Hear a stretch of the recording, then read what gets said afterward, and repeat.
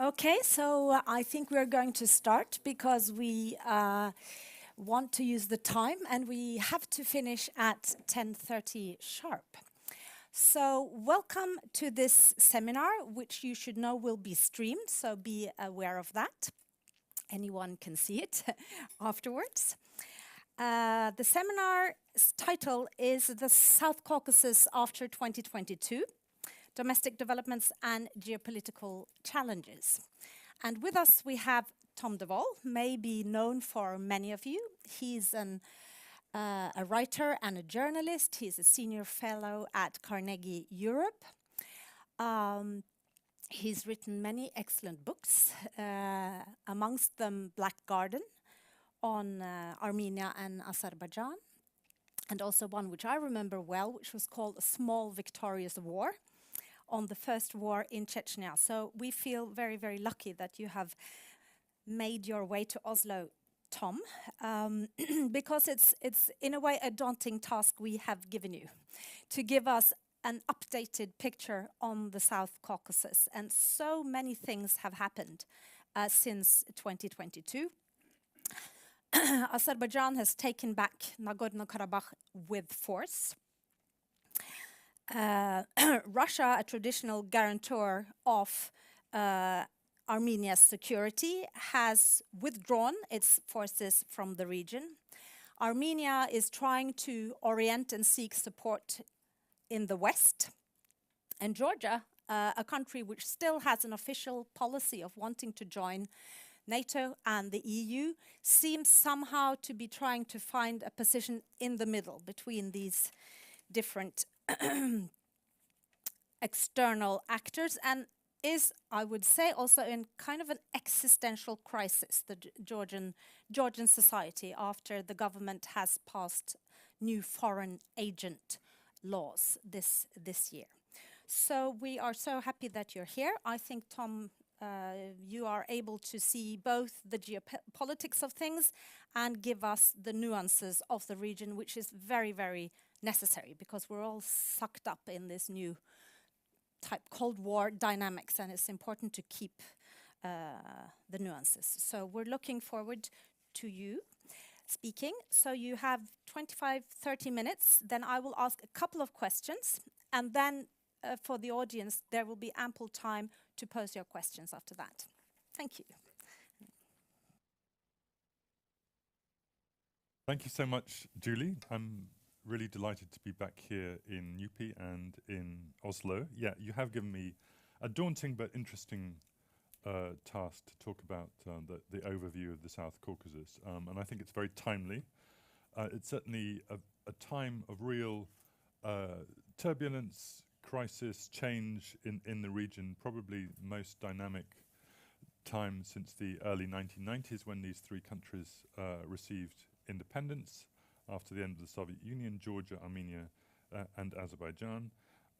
Potential for more instability, potential also for some positive outcomes. But as you can see from the map, I think the South Caucasus is living up to its traditional role as an east-west, north-south, Europe-Asia crossroads. But also I would say a kind of geopolitical marketplace in which various actors are making their bids and the countries are making their choices, or sometimes, I think, trying to avoid making choices. So this, but I would say these trends actually predate 2022, despite our title. It's not just about Ukraine. It's about, I think, so South Caucasus obviously is a region that benefits, like many others, from a kind of stable European and geopolitical order, but that order obviously has been declining for several years. The instruments were always rather weak here, the instruments of European security. You know, the primary organization was the OSCE, which is obviously not a strong enforcement organization. I always like to give the example about how in the Balkans, you know, compare the Balkans as one, the Caucasus is one area where you look out at the Balkans and see some positives. deployment of, in Bosnia you saw high-level institutions, NATO troops on the ground, strong OSCE mission. In the Armenia-Azerbaijan conflict after 1994, you basically saw an unarmed civilian monitors, 12 or 15 OSCE monitors. That was it. No peacekeepers, no institutions, just a ceasefire and a few monitors. So the potential for instability was always there and started to grow in the last few years, not just in Armenia and Azerbaijan, but in Georgia also, with this decline of these multilateral European institutions and the corresponding greater influence of the regional powers, in particular Russia and Turkey, former imperial powers, and also, and I think this is a new old factor in this region, the influence of the Middle East spreading, particularly Iran, which is obviously a neighbor of both Armenia and Azerbaijan, but also Israel, which is also, in a strange way, quite a close ally of Azerbaijan. So those Middle East conflicts are also beginning to have their influence in a rather negative way on this region. So one result of this decline of the European security order was in 2020, the way Azerbaijan, the loser, whose lands had been occupied in the 1990s, going back to war, abandoning diplomacy in 2020, fighting the so-called 44 Days War, and recapturing almost all the territory it had lost in the 1990s from the Armenians, upending the order, suddenly becoming the dominant country, loser turning into victor, and vice versa, and suddenly reshaping that map. Nagorno-Karabakh stayed under Armenian control, but only in a very precarious way in 2020. A failure of international diplomacy that happened, again, with the active support of Turkey, Azerbaijan's big ally, and, as it were, the passive role of Russia, which obviously saw this conflict about to happen, but chose not to act until the very end of that conflict. This process obviously was then speeded up by the war in Ukraine. Suddenly, this region became also a region where hard security was the determining factor, in which a sovereignty and security discourse became absolutely key, as in so many other places, but here with these small countries and these unresolved conflicts, obviously that became much more important. And everyone, as I said, making choices or indeed not making choices, watching the war in Ukraine, and Russia's role, again, transformed in ways that we probably did not anticipate before the Ukraine invasion. Russia, to make a simplification, I would say is both weaker and more dangerous and more unpredictable in this region. Its security, I think, priorities in this region are less because of the concentration on Ukraine, but absolutely a key front for Russia in the economic war with the West, with the trade routes to the West, energy routes to the West cut off. Suddenly the South and the East become so much more important for Russia. So North-South connectivity for Russia, absolutely important. Routes to Iran, Persian Gulf, India, the Middle East, all run through the South Caucasus, and that means by road through Georgia, which is this mountain road through Verkhny Laz, which is a key transit route for north-south trade, but also much, I think more importantly, the Caspian Sea coast on the right, both the Caspian Sea and the Caspian Sea. This is a much easier route. The one railway that functions between Russia and the South Caucasus runs down through Azerbaijan. So Azerbaijan suddenly becomes a much more important country for Russia than Armenia. Not to mention that the two governments in Baku and Moscow, they don't trust each other, but they know each other very well. President Ilham Aliyev, has been in power almost as long as Putin, since 2003. He's also a child of the Soviet nomenclatura. His father, president of Azerbaijan, was also a member of the Politburo. So these two governments in Moscow and Azerbaijan, they understand each other very well, even if they don't necessarily share objectives, but a shared objective here in north-south connectivity since the Ukraine war began. But let me just also, as I've got this, looking at this map, make the point that if Russia wants to connect to Iran through Azerbaijan, there are basically two options. One is to build a new railway down here from Astara in Azerbaijan down through the mountains into Iran. Now that railway is projected, but it's in mountainous terrain. It's very expensive, very difficult to get financing.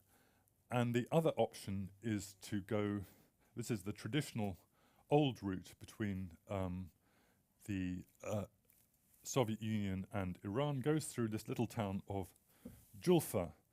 And just a few words on that. This is the old railway, which actually, for a brief historical reminder, in the Second World War, half of the American aid to the Soviet Union, so-called Lend-Lease, went through Iran to Julfa and up through Azerbaijan to Russia. Now, Russia and Iran, I think, have a joint interest in recreating this route. Julfa is part of this exclave of Nakhchivan in Azerbaijan, but you've still got this 40 kilometers of Armenian territory, and which has the road and rail links have been shut down since the Karabakh War, since about 1990. So this 40 kilometers of Armenian territory is suddenly, I think, worth a lot more international attention, because it's both a north-south route between Russia and Iran, if that railway gets rebuilt, and it's also an east-west route for Turkey, between Turkey and Central Asia. Obviously there is one through Georgia, but it's a more direct route to Central Asia and the Caspian Sea. So this is the so-called, what the Azerbaijanis and Turks call the Zangezur corridor. Armenians don't call it that, but this is why there's been so much attention paid to that little route. So Azerbaijan, as I've said, suddenly benefits from this new situation. I think Azerbaijan is obviously benefited from the 2020 war, but even more so from Ukraine. It's suddenly a player both north-south and east-west, because President Putin came to Baku in August and talked about north-south connectivity, but obviously because of the shut-offs of Russian gas, the EU is now buying, Italy in particular is now also buying more Azerbaijani gas. So the east-west connectivity is also a new matter of importance for Europe. The so-called middle corridor that runs between Turkey and Central Asia also passes through Georgia and Azerbaijan. And so Azerbaijan is using its new position in the new order to its advantage. And I think this is again a factor why in September 2023, last year, almost exactly a year ago, Azerbaijan felt confident enough to ask the Russians to stand aside, the Russian peacekeepers, and to take Nagorno-Karabakh back by force, a territory that had been last had an Azerbaijani flag when it was a Soviet Azerbaijani flag in the late 1980s, a territory, majority Armenian territory that had tried to secede from Azerbaijan, had run itself for decades, and now was recaptured last September by Baku, and the 100,000 Armenian population there all fled. So a tragic end to a conflict which the Armenians had dominated, and now the Azerbaijanis dominate, and an end to years and years of failed diplomacy, I'm sad to say, to try and resolve that dispute peacefully. So Azerbaijan, as I said, now I think the dominant country in the South Caucasus, this strong relationship with Turkey, although there are a few issues there we can discuss, a good business relationship with Russia, and also an energy relationship with the European Union. The question then sort of, what does it do with this new strength? There were hopes that after 2020, after recovering its land, that Azerbaijan might turn a page, might open up a bit and be less closed, less repressive, and also would move forward on treating Armenia not as an enemy but as a partner. Unfortunately, neither of those things have happened. On the domestic front, there's been, if anything, more repression, more arrests, and in his rhetoric at least, President Aliyev is still extremely aggressive towards Armenia. He does not feel that Azerbaijan has got the just solution yet that he wants against Armenia. He still talks about Armenian aggression, still talks with resentment about the years of Armenian occupation, and there's still a lot of threatening language towards Armenia from Azerbaijan. Azerbaijans would say this is justified because of years of injustice, but many of us who've covered this conflict say that there was never, this was always a 50-50 conflict, no one was in the right, and it is time indeed to turn the page. Question marks about why President Aliyev is reluctant to do that.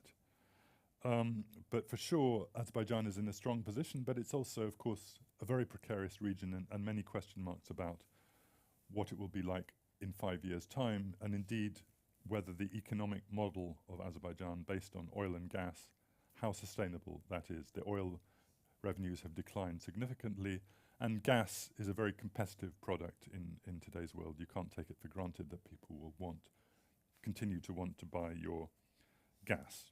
Which leads me to Armenia, which I think has been completely, its whole world has been upended by the last 5 years. Armenia, successive Armenian leaders, 2 Armenian leaders were from Karabakh, Robert Kocharian and Serge Sarkisyan. Basically, they predicated their whole policy on defending the victory that they won in Karabakh in the 1990s, at the expense of having closed borders with both Azerbaijan and Armenia, at the expense of having a deep dependence, both economic and military, on Russia. But as far as those two were concerned, I think the price was worth paying. Obviously, in 2018, the Sarkisyan was forced to retire after a peaceful Velvet Revolution in Armenia, and we got a new leadership under Nikol Pashinyan, a kind of democratic populist, with a different vision for Armenia, less focused on Karabakh. Pashinyan then presided over the disastrous loss of Karabakh in 2020, and indeed the complete loss of Karabakh in 2023. His focus is obviously on what he calls real Armenia, real current-day Armenia, the building a state within the borders of the Republic of Armenia, trying to move on from Armenia's tragic, historic, traumatic losses of lands in eastern Turkey and indeed of Karabakh. A very unpopular policy with large parts of the Armenian diaspora, with obviously the Karabakhis, but he still by default, I think, gets majority support, despite his many mistakes with the Armenian population, for that policy. And a key message here is that it was a mistake to allow Russia to be our monopoly security provider. And so I think the Armenian population also now believes that. To give you one poll, in 2019, 93% of Armenians said the relationship with Russia was good. Last year, the figure was 30%. Armenians no longer regard Russia as their main ally, partner, security provider.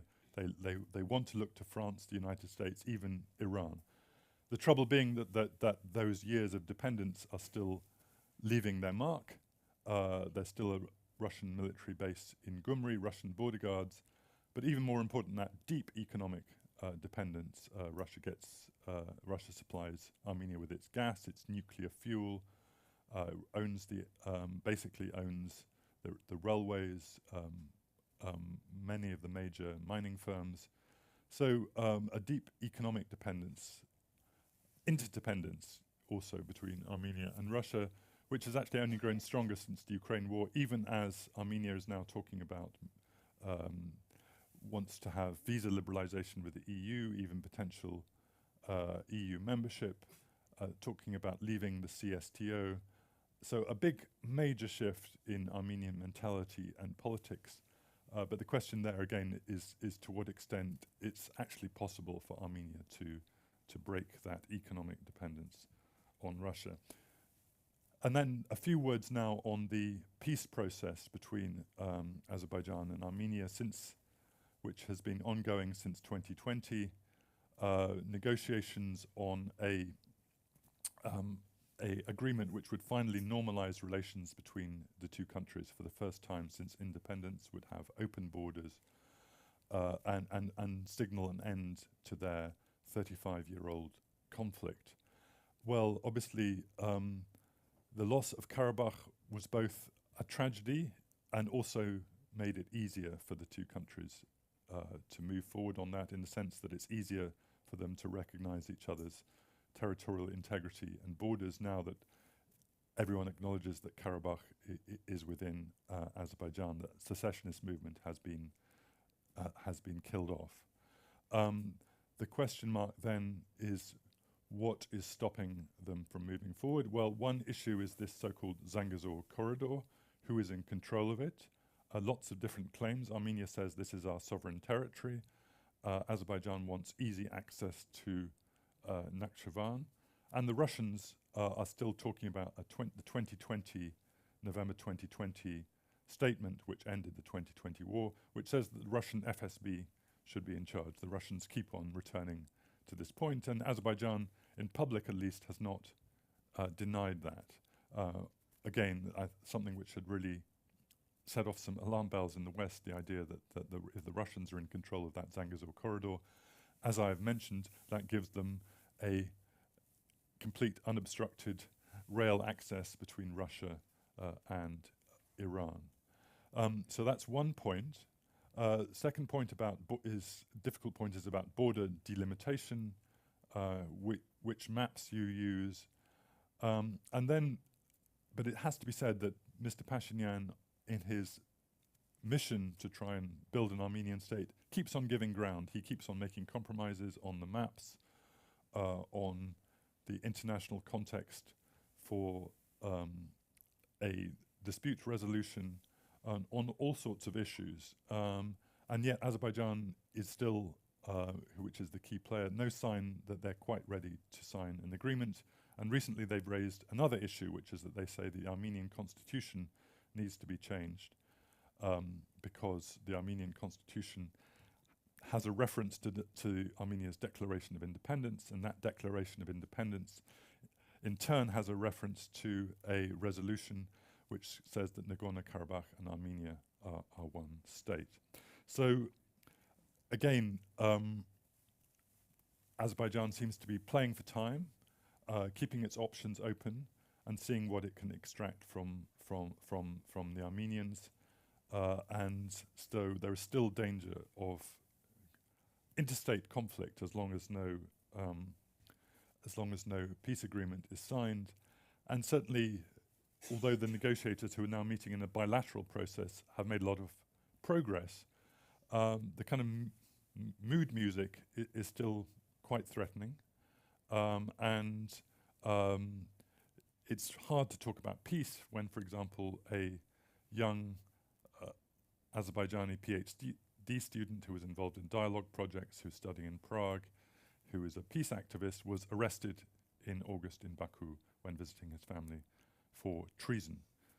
That certainly doesn't send a signal that there's an attempt to move forward with a societal Armenian Azerbaijani process. And let me, in trying 5 or 10 minutes, just say a few words now about Georgia, which again, Georgians' world has also been upended in the last few years. I think for years there was a natural assumption that Georgia was heading in a European trajectory. That was even by the current government, let me remind you, the Georgian Dream government, which has been in power since 2012, put in the constitution that Georgia will join EU and NATO. This government also signed association agreement with the EU, which came into force in 2014.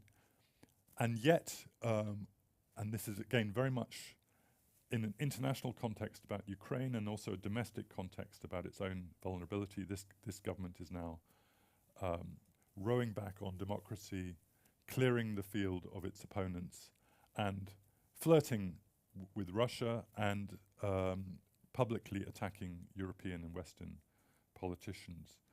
This is in the context of Georgian Dream going for an unprecedented fourth term in Georgian politics in power in the parliamentary elections, which are due in at the end of October the 26th.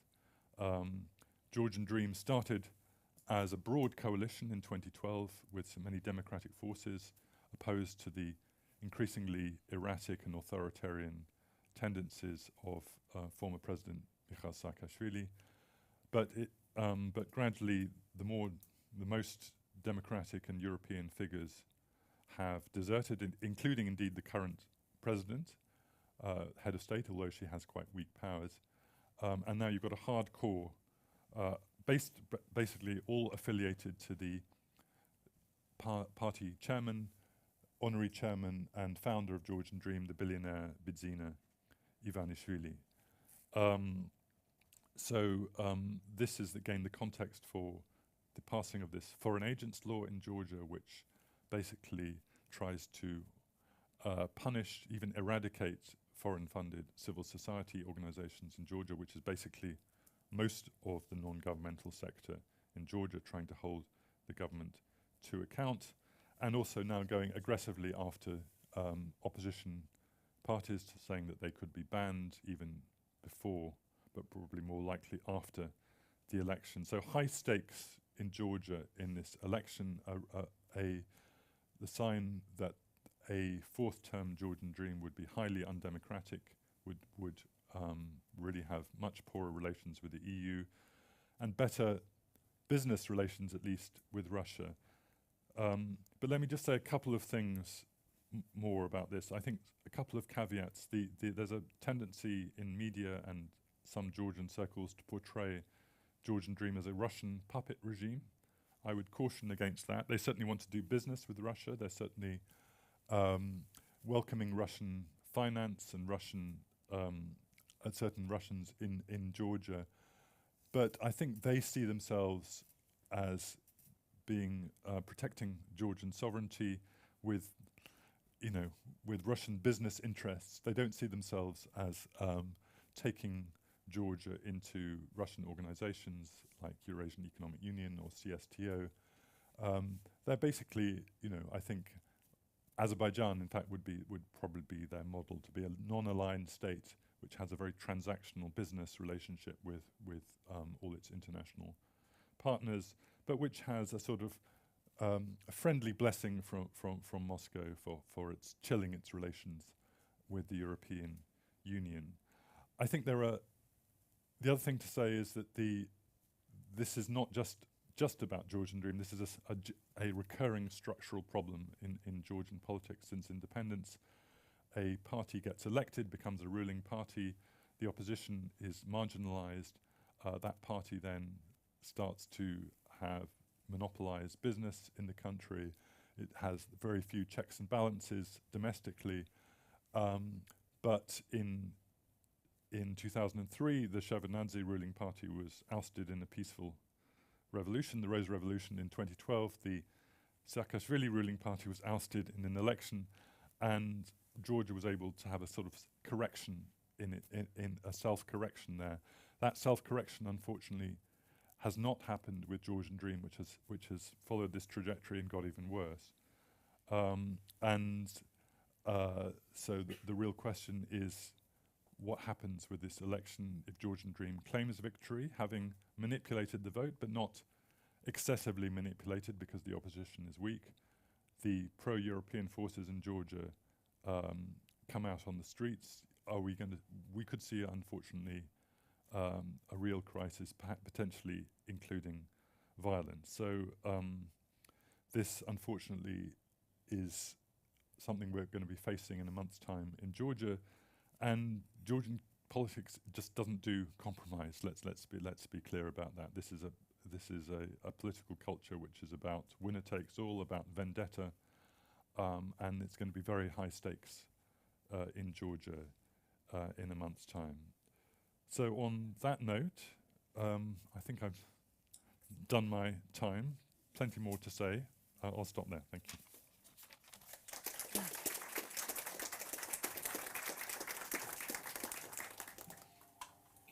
Thank you so much. I forgot to introduce myself. My name is Julie Wilhelmsen. I'm a research professor here at NUPI. So I think I'm going to start from the outside and also do some make an ad for your publications, which are accessible without any cost on the internet. And I wanted to start with your article in Foreign Affairs, which is called Putin's Hidden Game in the South Caucasus. I suspect maybe you didn't make that title. No. And that's where I tend not to put Putin in my headlines, Exactly. but editors love to put Putin in headlines, yes. So I think that's the first question. You know, to what extent are we exaggerating the Kremlin as a strategic, well-planned, resourceful actor now because of the war? I mean, Russia has not been doing well initially in the war on Ukraine, and it seems to me more that there's a kind of scramble to keep some of the control potentially in the South Caucasus. So could you first just give us a picture? What's your impression? What kind of strategic actor is Russia in this region, actually? Yes, thanks, Julia, and good question. You know, Russia is not a particularly strategic actor, but of course Russia knows, they know the South Caucasus, they know it better than most European actors do. They have the relationships, and you know, as I mentioned, Putin visited Baku in August. He's personally invested in obviously that was a sign that he's personally invested in that relationship. So I think it is a scramble. I'm not sure if they fully knew what they were doing in Nagorno-Karabakh, deploying a peacekeeping force in 2020 and then standing it down in 2023. I'm not sure if they know what their policy is with Georgia, apart from a kind of wait and see. But I think broadly speaking, if you look at what Russian officials are saying, then that picture which I painted of seeing the South Caucasus as a front in the economic war is absolutely front and central. So about a year ago, there was a piece written by the head of the Russian Customs Service. I think he's called Davidov. And he was setting this out in quite stark terms about how basically we need to prioritize the east and the south. And we've got to, upgrade our infrastructure, upgrade our customs infrastructure. And he specifically mentioned the Russian-Azerbaijani customs point. It's now working for 24 hours a day. The Russian transport minister is also talking about, helping Azerbaijan upgrade its railways. If you start reading, it's all there in open source that this is important for them, and obviously so, because this is their new lifeline, and it's kind of ironic, as I mentioned in the Second World War, Iran was their lifeline in a war allied with the West, and now they see Iran as their potential lifeline in a war against the West. And if we take just a quick round then on these other external actors, Turkey, for example, how strategically is Turkey working in this region? That's an interesting one, because I think Turkey has different priorities, and I think President Erdogan, has probably some different priorities from most of the Turkish foreign policy establishment. I worked for many years on Turkey-Armenia normalization efforts, trying to help that, and I still do actually in a way. And the Turkish position always used to be, we support Azerbaijan politically, they are our kin state, but we're not going to support them militarily. We support a peaceful resolution of the conflict with Armenia, and we want to open the border with Armenia. That's good for gets us some economic benefits for eastern Turkey, but most importantly, it weakens Armenia's dependence on Russia, and we can be more of a player in the South Caucasus. All Armenia needs to do is, withdraw from a couple of regions around Nagorno-Karabakh. That's enough for us, and we can normalize relations. I think most of us remember the failed normalization process led by Abdullah Gül, in which the Zurich protocols, which was basically vetoed by Erdogan and by Azerbaijan in 2009, 2010, and failed. But that was a clear difference by leading members of the Turkish foreign policy establishment to do something different from Azerbaijan. Erdogan decided differently. He decided, I'm going to be, President Aliyev is my blood brother, I'm going to support him fully. And I'm going to outsource a lot of my Caucasus policy to Aliyev. And now, even though Armenians are out of Karabakh, out of all those occupied territories, Turkey is still not opening the border or normalizing relations. They're working in step with Azerbaijan on that process. And so all those considerations about weakening Russian influence in Armenia, etc., are not so much in the picture.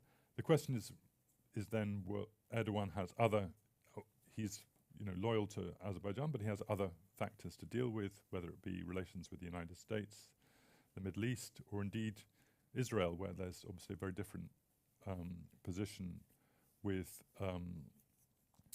Azerbaijan. So the question whether that will change, or whether there's this feeling that we have to kind of keep Armenia weak, we have to keep the West out of the region, and we have this sort of working business relationship with Russia. So that's I think something to, if you're a Caucasus person, to watch a lot more closely in the coming years.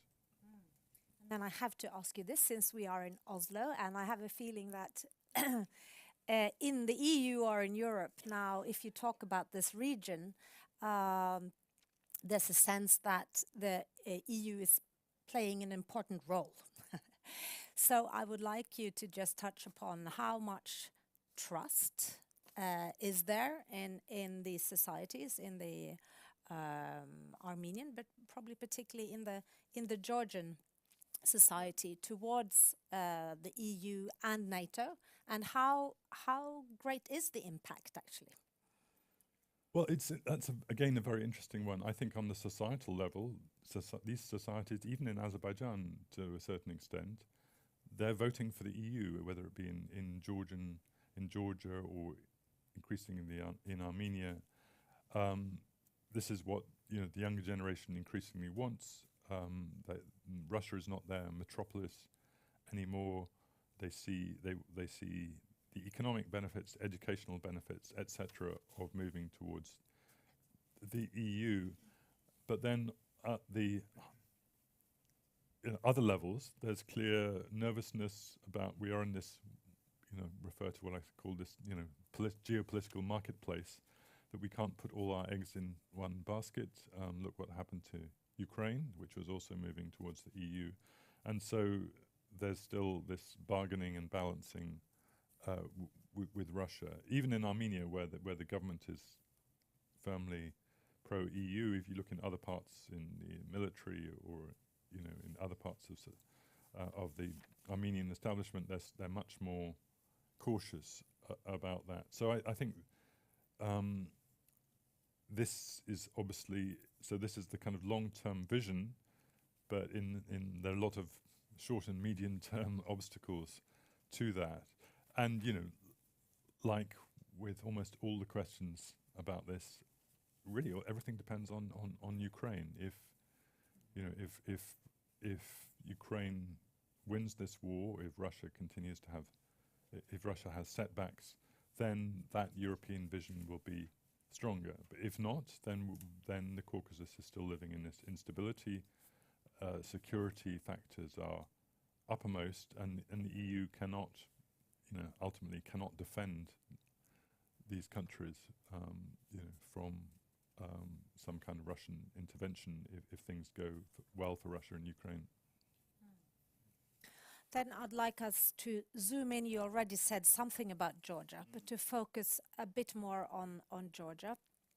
And if you could, yes, maybe a couple of more sentences on, to what extent is the crisis that we have this year in Georgia externally driven or internally driven? I've tried to hedge my bets a bit by saying it's both, but I think clearly, again, the Georgian dream is nervously watching Ukraine. But I would so that's the context. But I do think that there's domestic factors are incredibly important here, and it's this feeling of an embattled, besieged ruling party that wants to cling on to power, and is doing so by increasingly repressive, illiberal means. And one thing I didn't mention is how the importance of the founder and chairman of Georgian Dream, Bidzina Ivanishvili, a person I actually met a few times before he came to power, an interesting personality, but someone who's clearly increasingly paranoid. I couldn't use a different word, who believes that people are out to get him. And one factor which shouldn't be which really needs to be looked at is his court case with Credit Suisse, the Swiss bank, which has at least $1 billion of his assets are with Credit Suisse. There was a rogue banker who tried to steal some of them. That was stopped. But then Credit Suisse has, basically since 2022, frozen more than $1 billion of his assets. And Ivanishvili clearly believes, if you hear what people say in Georgia, that this is a Western plot, that this was not just a Swiss bank, this was done on instructions from Washington, from Brussels, Credit Suisse hiding behind the Western sanctions regime against Russia because he used to live in Russia. He clearly believes this is a Western plot against him, and maybe some Russian influences are also feeding him information to suggest that. But that, I think, has fed his paranoia, and he believes the West can't be trusted, and therefore, not only did we see the foreign agents law, which everyone has paid attention to, but another very significant law passed by Georgian Dream, which basically facilitates the repatriation of offshore assets to Georgia, to Georgian banks. That helps him repatriate assets to Georgia in a way that he thinks is sanction-proof. It's also actually an invitation to various Russian oligarchs that they could put some of their money in Georgia. So this is another aspect of what's going on in Georgia. Yes, so I'm thinking for those of us who try to understand this region, you're really illustrating how we need to keep our eyes both on personalities and domestic logics and geopolitical logics. And I'm wondering about what I find a kind of scary interplay between what you describe in many of your articles as a typical zero-sum thinking of politics inside these countries, and the overlap between that tendency and the geopolitical picture, which of course is in a way Russia or autocracies against the West. Yes. And how we deal with that from the Western side when we're trying to engage these countries, because an unfortunate outcome is, of course, if the zero-sum thinking inside Georgia, for example, just overlaps with the zero-sum thinking of the geopolitical actors, and we're actually, creating more problems, or Western governments are creating more problems than they are solving them. So if you could try to, I know there are people from the foreign ministry in the Right. audience, if you could try to help us a bit. Is there I think any way of getting around that? I think that's an incredibly important point, Yuli. Now, and when we express ourselves, this is somewhere where you have to express ourselves quite clearly. You know, and I'm sure you support Ukraine in its struggle against Russia. You know, we fear and have the Putin regime. We've for many years, but we don't. But if you, as you say, if you reduce everything in this region to you're either with us or against us, that, you know, the Georgian dream is a pro-Russian regime which we must completely ban and sanction, then you are, I think, confusing Russia and people who are hedging, who are dealing with Russia but are not necessarily want to be owned by Russia. And that's true of people in all three countries of this region. So what would be a mistake is for example, to take the Georgian case, that you just purely engage with the opposition, with the Western-funded civil society, with those Tbilisi, you know, European middle classes who, you know, speak your language, and you don't engage with business people who are trading with Russia and who would say to you, you know, where else can we sell our wine? Where else can we sell our tomatoes? You don't engage with the Georgian Orthodox Church, which, you know, is saying, well, you know, maybe we want Georgia to be part of Europe, but we're scared that you're going to, you know, they've heard Russian propaganda, which is that there'll be compulsory gay marriage in Georgia the day one after we, you know, join the European Union. You've got to engage with these constituencies and not just sort of exclude them and stereotype them. Same is true in Armenia. And I think the economic point is really important here. You know, these economies are much better structured to trade with Russia than with Europe and its high standards and certification demands. So you've really got to come up with better answers to, you know, those Georgian or Armenian farmers who say, you know, we like the idea of Europe, but who's going to be buying our goods? So I think you've got to deal with try and get away from that kind of pure geopoliticization of the domestic politics of these countries, for sure. Yes, and just to follow up on that, and maybe an update in terms of institutions, whether it's the judiciary, the media, parliaments, elections, do you see anywhere progress or a sound foundation which could be built on? Well, progress for sure. I mean, these countries, I think, if I compare the countries I visited in the 1990s, you know, they are sovereign states. They have built institutions. They have international partnerships. You know, they deliver public services. People, you know, public servants get paid. You know, the roads infrastructure has been built. All of those things are true. But clearly, those institutions are still pretty weak, and still personalized politics. There's still a tendency of, you know, this classic old-style patronage politics that you saw from Soviet days, where someone gets elected, and, you know, the whole civil service has to change, and because we're bringing in our people and turning out the previous people. You know, that just obviously isn't true just of these countries, but it's, you know, so the institutions are still weak. Far too much still depends on the personalities of the leaders.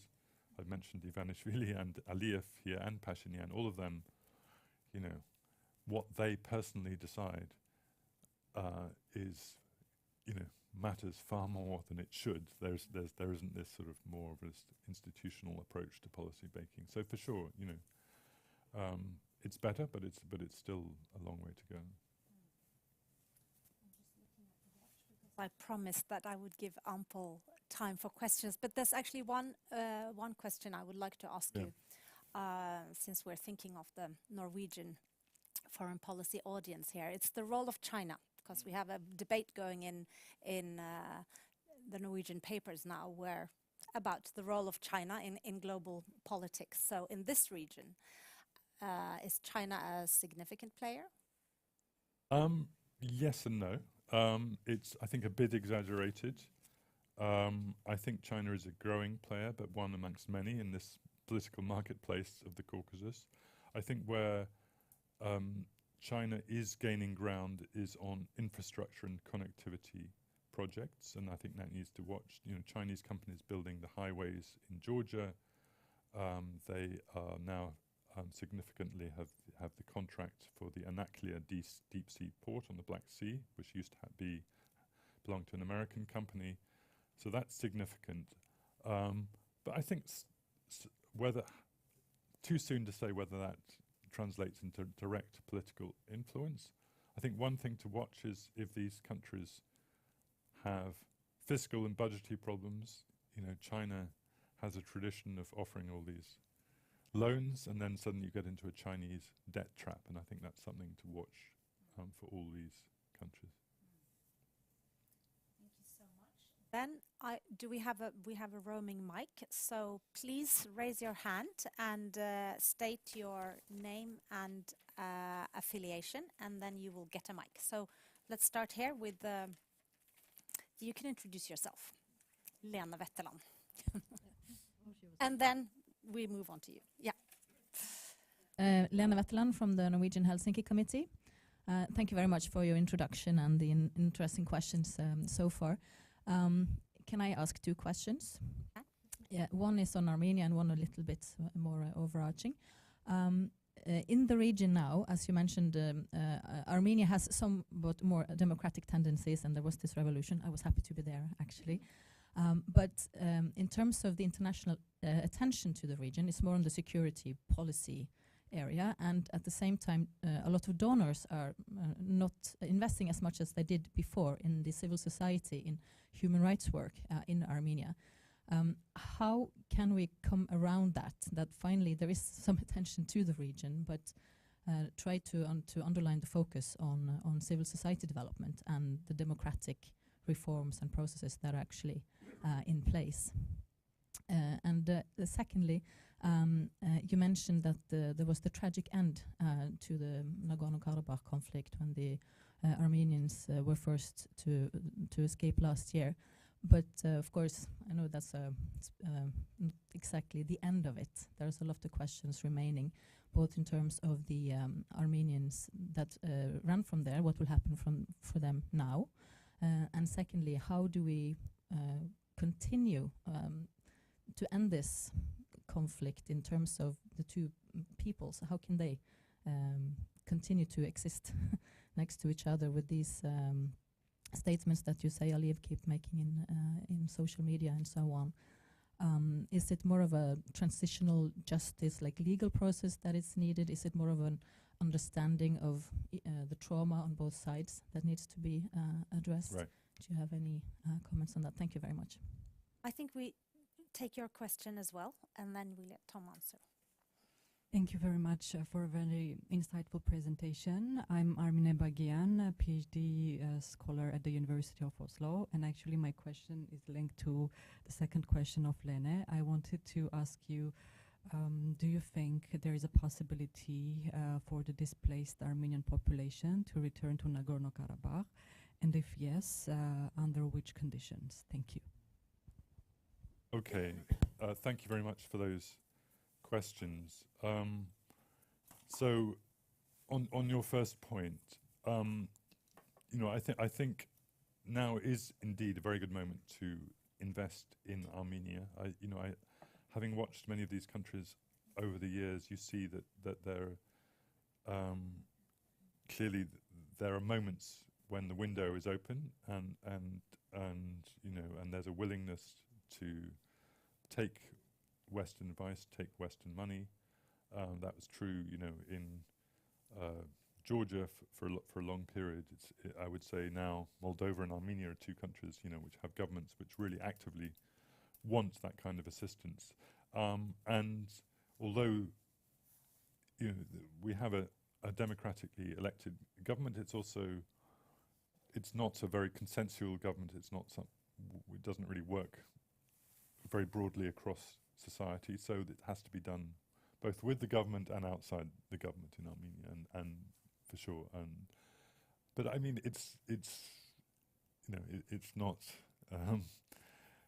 brain science. I think it's quite easy to see what Armenia's needs are, and they are not just economic and security. They're also societal. They're also to do with rights. And for sure, I think now it's indeed a very good moment to invest in Armenia. The trouble being, of course, so many aid budgets are completely consumed with Ukraine, and we understand that. But in the broader region, other countries need support too. On your question, I mean, I think clearly there's a huge societal problem in both Armenia and Azerbaijan. I would say it's worse in Azerbaijan simply because it's a one-party state where there is really the state does try to monopolize the narrative. Armenia, not great, but it is more open and democratic. And for sure, these societies, they need to move on. They need to acknowledge the neighbors. They need to acknowledge that a lot of what we were fed over the years was very one-sided, was propaganda that both sides suffered in this conflict. That's not going to be easy. It's going to take many years. Clearly, the starting point is some kind of normalization of political relations, at which point the conflict with the other no longer becomes the number one foreign policy priority, and they can start to think a bit more broadly. But clearly, these societies are deeply stuck in this conflict. It's living in the mind of every citizen of these regions, and conflict and contact is very limited. So I think it's much easier to work within societies than across the conflict divide. But clearly the number one thing that is needed is some kind of document signed between the politicians to normalize relations, and that becomes the starting point. I think one constituency where I'm a bit more optimistic is the business community. They've traditionally traded with one another all these years, and you still, in Georgia, you still find, you go to I'm told, I haven't actually been there myself, but there's a used car market in Rustavi in Georgia where Armenians and Azerbaijanis are trading every day. They're buying and selling cars with one another. Traditionally, they know how to trade, and I think they could be the kind of leaders in some kind of societal interaction there. And as to your question, I have to be quite pessimistic. I was in Yerevan in January. I went to visit some people I knew from Karabakh who are now in Yerevan. It was sad to see them removed from their homeland and now living in tower blocks in Yerevan. But I think, the conditions that they would put on returning home are impossible to meet, that there would be some kind of international presence there to protect them. And Azerbaijan is in no mood to allow them back. Azerbaijan for years was playing up its kind of multicultural identity that could include Armenians, and we're not hearing that in Azerbaijani discourse at the moment. So I think it would have to be a very, very different kind of Azerbaijan for those people to go back. Maybe a few can go back for visits, to visit cemeteries and so on. And I think the minimum that we could hope for is an upkeep of Armenian monuments there, of cemeteries, so that at least nothing, at least the physical heritage of Karabakh can remain untouched. But I see it very unlikely that the people will actually go back anytime soon. Yes, I'm sorry, I'm probably being unfair now, but I will just have to. So we'll do you and then you, and then I saw you, and then up there. I'm probably being unfair. I'm sorry, but that's what I managed. Yes, so please. My name is Mikael Hem. I work for Forsvarets Forum, a defense news publication. You mentioned increased Middle Eastern influence in the region, and you can certainly see that in Tbilisi with halal restaurants popping up. And can you speak more about what objectives of the Middle Eastern players are in the region and what consequences this influence will have? Take one more question before we let it Thanks a lot, Julia. My question is about the kind of foreign policy reorientation that we have seen in Armenia. You mentioned in your introduction that European instruments are normally quite weak in this area, and also on Armenia's almost total dependence on Russia. But still, we see that Armenia is in some ways at least trying to work towards the West and also to distance itself from the CSTO and all those issues. So obviously this seems to be like, you know, to square the circle in one way or another. I mean, if you could elaborate a little more on the deeper thinking behind this, because there must be some thinking, hopefully, behind what's going on. Thanks a lot.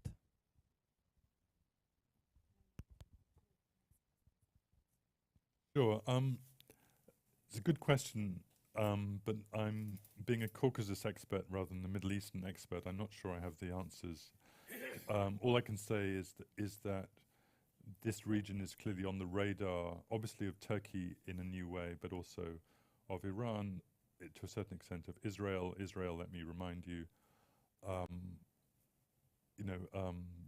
imports about 1/3 of its oil from Azerbaijan and was major arms supplier to Azerbaijan. So clearly this region is on their radar in a way that hasn't been before.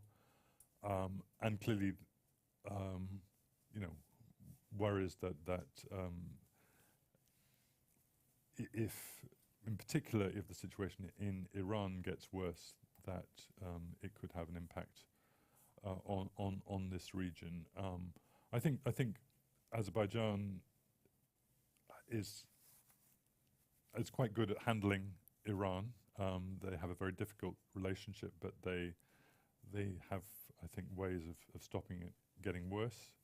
I think each side knows that the other could destabilize the other because Iran has this large Azeri majority who Azerbaijan refrains from kind of instigating and inciting, and also Azerbaijan also has a kind of Shia minorities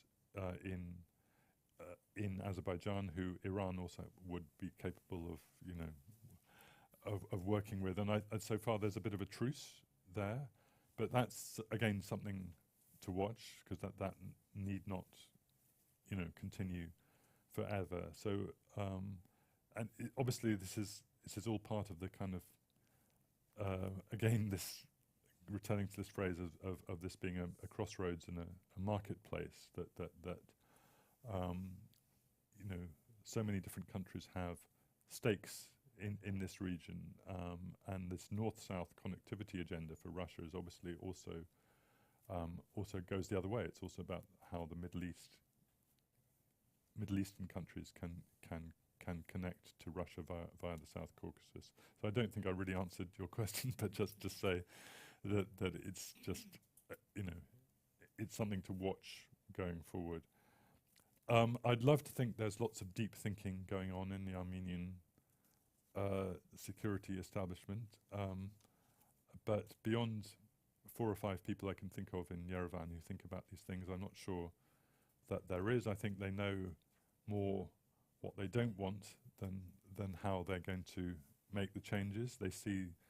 They've said openly that it was a mistake all these years to rely on Russia as the monopoly security provider, so they're kind of beginning to jump off the ship, but not knowing exactly whether they've got another ship to land on or whether they're just going to land in the water.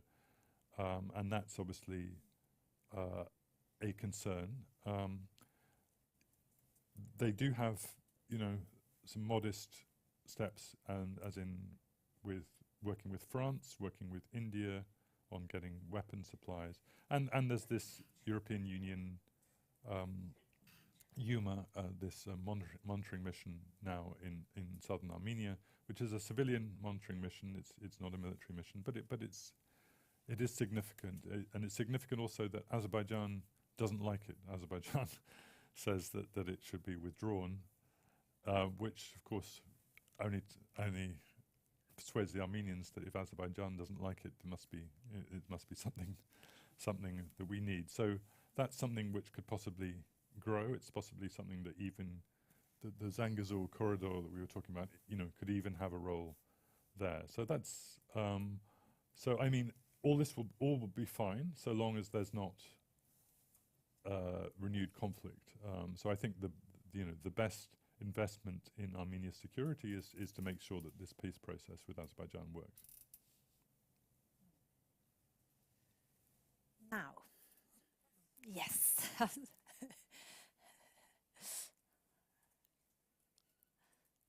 For your presentation. So my name is Mathieu. I work for Save the Children Norway, and I'm managing programs in Armenia, Turkey, Lebanon, and in Palestine.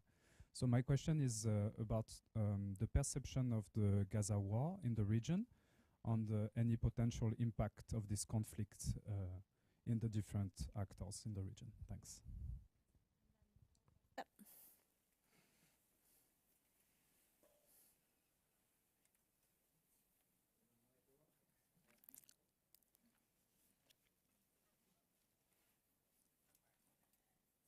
Podcast, the University of Oslo. I wonder if you could say a little more about Russia's changed role in the region against the backdrop of how they, what they did and did not do in the debacle of Nagorno-Karabakh. You mentioned that they intervened only in the very last minute after weeks of heavy fighting. Is there any reason to believe that they reacted so slowly, even though Armenia was a member of the CSTO, and that is because Russians felt that they should punish the Armenians for having moved too closely towards the West and having chased out of office their man, Sarkisyan. And now you also said that when the Azerbaijanis launched the final assault in last year, then that was cleared with the Russians, that I stepped aside voluntarily, even though Russia, there was certainly a big loss of prestige and influence for Russia. Why? I mean, is Russia just not doing a very bad job in the Caucasus? Good, thank you. Gaza war, good question, but I'm not sure I have much to add there. I mean, clearly Azerbaijan has to tread quite a careful path here. The government is quite close to Israel, opened an embassy in Tel Aviv. As I said, is trading with Israel. Also is obviously a potential problem with the Erdogan, its big ally in Turkey there, while obviously the population, like most Muslim populations around the world, feels deep solidarity with the Palestinians in Gaza. So far, it's a one-party state. They've got that under control, I don't think. But, again, potentially that could be a problem in Azerbaijan. Not really, I think, a big issue in Georgia that I can see. Armenia has its own problems with Israel because of the what's going on in the Armenian Quarter in Jerusalem, the attempts to take over property there in the Armenian Quarter in Jerusalem through some rather dubious business deals, and so Armenia-Israel relations are difficult, and Armenia's said it would recognize a Palestinian state. So that's the Christian country, interestingly, there being more openly pro-Palestinian than Azerbaijan. Good question on Russia and Karabakh, and there's not much there in the public domain, so we have to speculate a bit. But clearly, in 2020, Russia could clearly see that a conflict was about to happen. I'm sure they had their intelligence, and they didn't stop Azerbaijan launching that offensive in 2020. My guess is that they expected it would be a smaller operation. It would kind of rebalance things a bit, tilt things away from this complete Armenian dominance back towards Azerbaijan. It would be a bit more 50-50, and that would give Russia more leverage to pursue its agenda in the region. But of course, things went incredibly badly for the Armenians, and it tipped completely the other way, and then Russia felt obliged at the last minute to intervene, to put peacekeepers in Karabakh, something that it had wanted to do since the 1990s, but finally managed to do really at the very last moment in 2020. As you said, that was a kind of prestige mission. And then, again, this astonishing turnaround. Again, one can only say that it must be that Russia's calculations have completely changed because of Ukraine. The first ever winding down of a peacekeeping mission. They withdraw. Surely they knew that an Azerbaijani offensive was possible. Surely they knew that they could do things to stop it with having peacekeepers on the ground, but they decided not to do so because their priorities were elsewhere now, not to break their relations with Azerbaijan.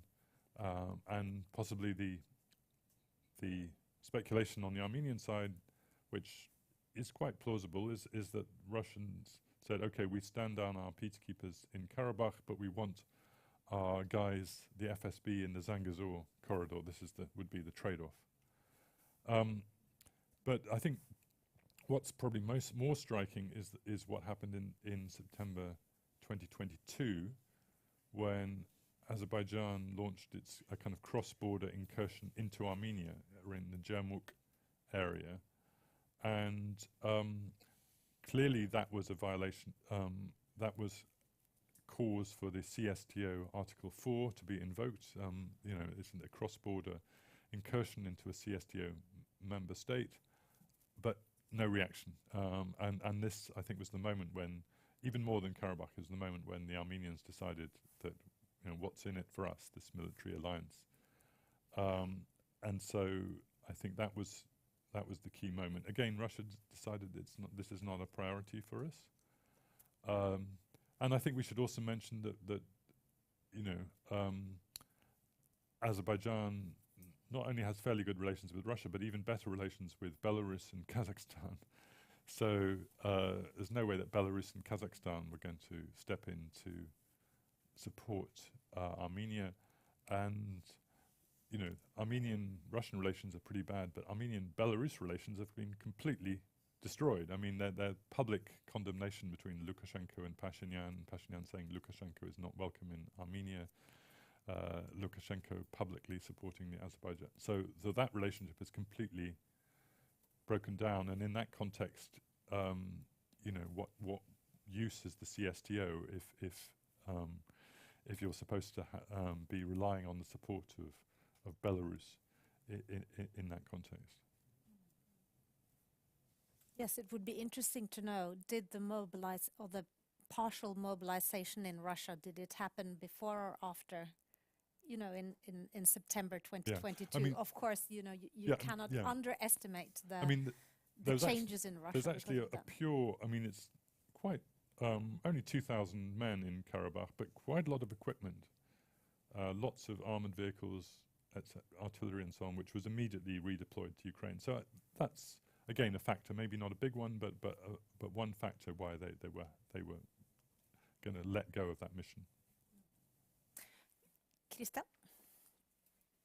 My name is Christian Herde. I'm a senior researcher here at NUPI. I was just wondering, because there, for good reasons, there so much attention to Armenian-Azerbaijani relations and to the relations of all these countries to external actors, which I've discussed today. So I was just wondering if you could say something about Georgia's relations with Armenia and with Azerbaijan, and perhaps about something about how this internal Georgian political turmoil that you talked about, how that looks from Yerevan and Baku.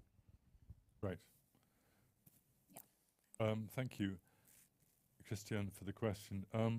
Yeah, Georgia's always tried to balance between Armenia and Azerbaijan, not take sides, but has always been a bit more on the Azerbaijani side because of the importance of the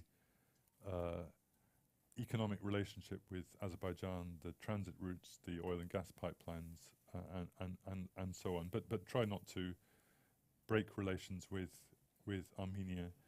I think for a lot of Georgians and Armenians, the pro-Europeans, they now see that they would like the two countries to work as a tandem, towards EU integration, that they see that as a natural, that two countries would be working towards that is better than one. Armenians are certainly heavily supporting Georgia's European perspective for that reason. But unfortunately for the Armenians, just as they started to open up a European perspective, Georgian government started to shut down Georgia's European perspective. So the timing is pretty bad there. Meanwhile, Georgia's relationship with Azerbaijan is still pretty tight. Azerbaijan is still, and Azerbaijan, they own a lot of assets in Georgia. They're very influential. There's quite a lot of connection between the security services there. Azerbaijan certainly sees Georgia as a country, a neighbor that it can influence. And as I mentioned, Georgian Dream in many ways possibly sees Azerbaijan as a model, as of a non-aligned nation, which can have, is not in any particular geopolitical camp, but can balance between all of them.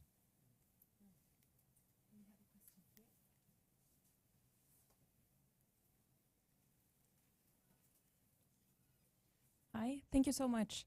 My name is Katarina Goldvan Jonsen. I'm a reporter at the Norwegian newspaper Morgenbladet. I was wondering if you could say something about the possibility of an Armenian candidate status towards the EU, and whether this is something that the EU would accept or like, and if this is something that Armenia wants at this point. Thank you. Certainly it's now at least entered the conversation. I think it's unrealistic in the medium term, simply because of Armenia's membership of the Eurasian Economic Union. The fateful moment for Armenia was 2013, when the Sarkisian government had been negotiating about an association agreement, and then the Russians came in and basically said, don't forget who's your security partner. Sarkisian was invited to Moscow, and he gave up on all those 2 years of negotiations and joined the Eurasian Economic Union instead, and made it pretty clear he did it because he was worried about that Russia would no longer be Armenia's security patron. For Russia, incidentally, this was it was almost like a kind of test for Ukraine. They thought they could do with Yanukovych what they did with Sarkisian, and one can almost trace the whole Ukraine crisis back to actually what they began with Armenia in 2013. So since then, obviously, Armenia's been part of the Eurasian Economic Union, and actually, since the Ukraine war began, that's actually favored Armenia economically. Trade has actually increased. Russia's needed Armenia as a place that can re-export goods and do business with. So it's actually worked a bit better for Armenia in recent years. But obviously, the cost of that is that there's no way that you can pursue an economic relationship with the EU or even talk about single market association agreement really while Armenia is part of the Eurasian Economic Union. So I think what people are talking about in Brussels at the moment is visa liberalization. That would be the prize that Armenia would get, maybe, and maybe increased scholarships for Armenian students, those sort of things, and then, but the whole candidate status issue, I think, is for much later. Then we have a question here and there, and then those might be the final questions if I don't see. We will see how we go along, but probably yes. Thank you so much. My name is Kristin Fjesta. I'm a senior researcher here at NUPI. You've talked a lot about the closer relations between Russia and Azerbaijan, both before February 2022 and with the signing of the deal just days before 24th of February, and afterwards with Azerbaijan's now even kind of more strategic position for Russian trade and transport corridors. Do you see any, what would you describe as the kind of possible conflicts of interests between Russia and Azerbaijan, and how do you see those kind of on the horizon now? Yes, thank you.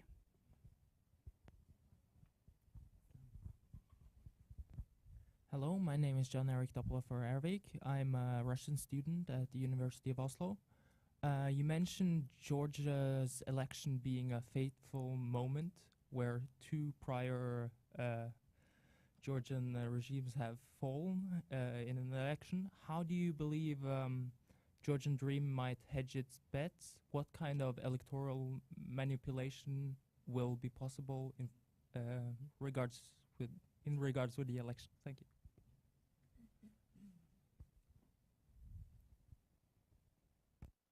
Okay, shall I take those two? Yeah, I mean, thank you, Kristin, for Russia, Azerbaijan. There is, certainly at a societal level, there's a lot of conflict of interests.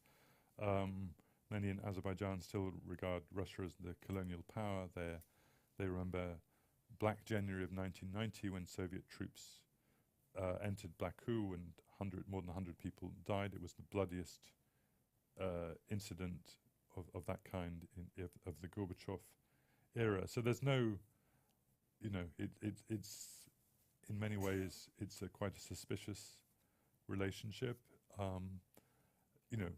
But having said that, there's both highly transactional countries. They see that they can do a lot of business together.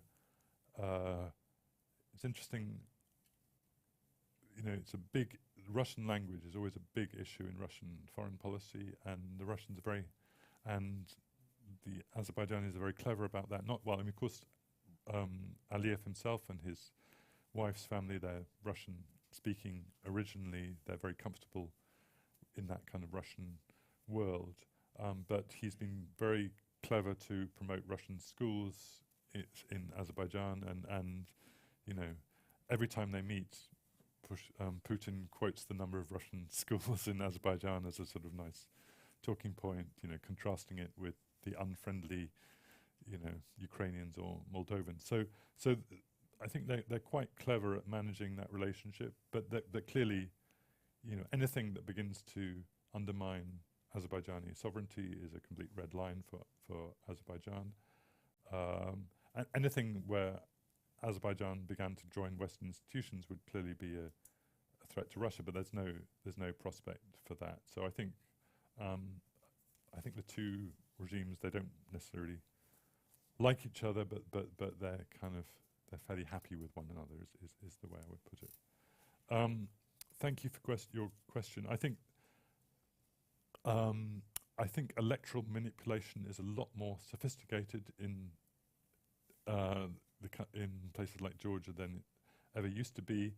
In 2003, the Shevardnadze government fell because there was a parallel vote count organized by the Open Society Institute, which is one reason why they're demonized by many in Georgia, that they did a parallel vote count.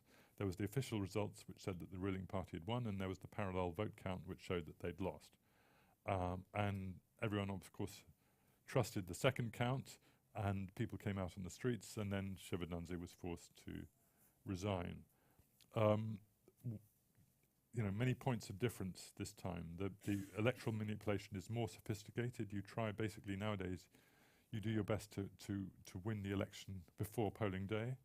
You control the media, you marginalize the opposition, and you buy voters, have a very sophisticated operation to buy voters who are government employees, who are poor villagers, who earning, a few dollars a day. You give them a sack of flour or whatever, and then you try and win the election before voting day. So, which means that even though Georgian Dream is not popular, they still have a kind of floor of 30% that they will get simply by those means alone, which gives them a fairly good chance of getting of winning the election, even though they're unpopular with most active citizens of Georgia, not to mention the fact that the opposition is still quite fragmented and not very well organized. So, having said that, what will happen if there's evidence of voter manipulation, fraud? People will come out on the streets, but I fear it won't be 2003. I fear Georgian Dream will fight much harder to stay in power. They won't do what Shevardnadze did, which is gracefully retire. He did himself a lot of honor by the way he basically resigned. But they won't do that. They will fight. And I think we have to be worried about the prospect of violence. I don't want to predict that, but I think we have to see that is unfortunately one scenario. I think on that very pessimistic note, we will end, but being very, very thankful, Tom, for coming and sharing of your immense knowledge, I should say, both historically and in detail and the broader perspectives. Really quite an opportunity for us. So thank you. Yeah, thank you for the opportunity.